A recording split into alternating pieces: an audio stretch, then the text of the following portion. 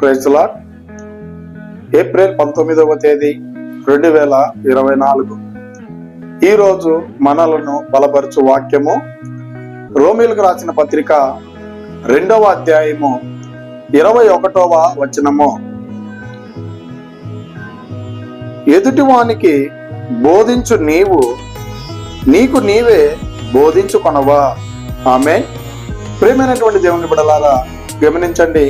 ఈ దినాన దేవుడు మనతో మాట్లాడుతున్న మాటను మనం ఒకసారి జ్ఞాపకం చేసుకుంటే స్పష్టంగా ఈ ఉదయకాల సమయంలో మనతో మాట్లాడుతూ ఉన్నారు. గమనించండి, ఎదుటి వానికి మనం బోధించేటప్పుడు ఆ బోధన నీకు కూడా వర్తిస్తాదనేటువంటి విషయము గ్రహించేటువంటి వారంగా ఉండాలి. గమనించండి ప్రియమైనటువంటి దేవుని బిడ్డలారా,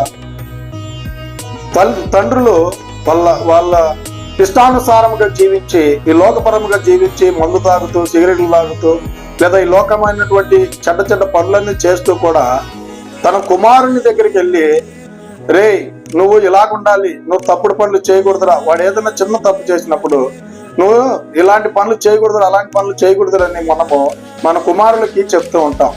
అయితే గమనించండి, మనం ఆ తప్పు చేస్తూ మనము మన బిడ్డలకు మనం చెప్పినప్పుడు అది వాళ్ళకి ఎంత చెప్పినా అది వాళ్ళకి చెవికి ఎక్కించుకోరండి.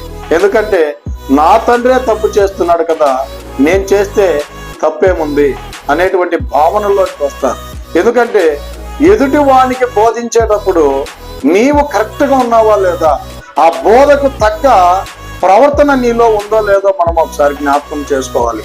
అలాంటి జీవితం నువ్వు లేకుండా, అలాగ బ్రతుకు నీ లేకుండా, అలాగ జీవిత విధానంలో నువ్వు జీవించకుండా, నువ్వు ఇతరులకు ఎంత చెప్పినా సరే, ఎంత మంచిగా చెప్పినా సరే, ఆమె సంగతి మాకు తెలుసులే, వాడి సంగతి నాకు తెలుసులే, ఎంత మాత్రమో వాడు నాకేంది చెప్పేది, ముందు వాడి సంగతి వాడిని చూసుకోమని చెప్పు అనేటువంటి మాటలు నీ ముందు అనకపోయినా సరే వెనకాలంటూ ఉంటారండి. అందుకోసమే దేవుడి ఉదయకాల సమయంలో మనల్ని బలపరచడానికి ఇకనైనా సరే మనము మన జీవితాన్ని ఇతరులకి చెప్పేటప్పుడు మన జీవితం కరెక్ట్ గా ఉందా లేదో, మనం ఆ బోధకి తగ్గ విధంగా మనం జీవిస్తున్నామో లేదో మనం ఒకసారి జ్ఞాపకం చేసుకుందాం. ఎదుటి వానికి ఒక ఏలు చూపించేటప్పుడు 4 ఏళ్ళు నీ పక్కన నిన్ను చూపిస్తున్నాయనేటువంటి విషయాన్ని నువ్వు జ్ఞాపకం చేసుకోవాలండి. ఎదుటి వానికి నువ్వు బోధించేటప్పుడు ఆ బోధ నీకును వర్తిస్తుంది. ఆ బోధకు తగ్గ ప్రవర్తన, ఆ బోధకు తగ్గ జీవిత విధానము నువ్వు జీవిస్తున్నావో లేదో ఒకసారి జ్ఞాపకం చేసుకొని ఇతరులతో మనం మాట్లాడేటువంటి వారంగా ఉండాలి. ఇతరులతో మనము ఏ మాట పలికినప్పటికీ, ఎవరి గురించి చెప్పినప్పటికీ, అప్పుడు మన జీవితం కరెక్ట్ గా ఉందా లేదో మనం జ్ఞాపకం చేసుకొని ఇతరులకు చెప్పేటువంటి వారంగా మనం ఉండాలి. గమనించండి, మనము దేవుని గురించి మనము ఇతరులకు బోధించేటప్పుడు కూడా ఈ యొక్క బోధ మనకు ఉపయోగపడుతుంది.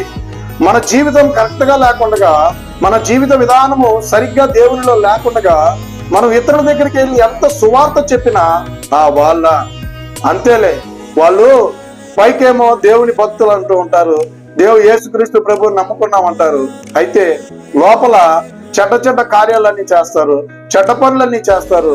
వాళ్ళ గురించి వాళ్ళ బోధన నేను మారు మనసు పొందననేటువంటి భావనలోకి వస్తారు. గనుక ఇకనైనా మనం ఇతరులకు బోధించేటప్పుడు, ఇతరులకు మంచి మాటలు చెప్పేటప్పుడు మనల్ని మనం పరీక్షించుకొని ఆ మాటకు తగ్గ జీవితాన్ని మనం జీవిస్తున్నామో లేదో గ్రహించుకొని తర్వాత మనం ఇతరులకు చెప్పేటువంటి వారంగా ఉండాలని కోరుకుంటూ ఈ రోజు వాక్యం మీ అందరి జీవితాల్లో నెరవేరును గాక. ఆమేన్. God bless you.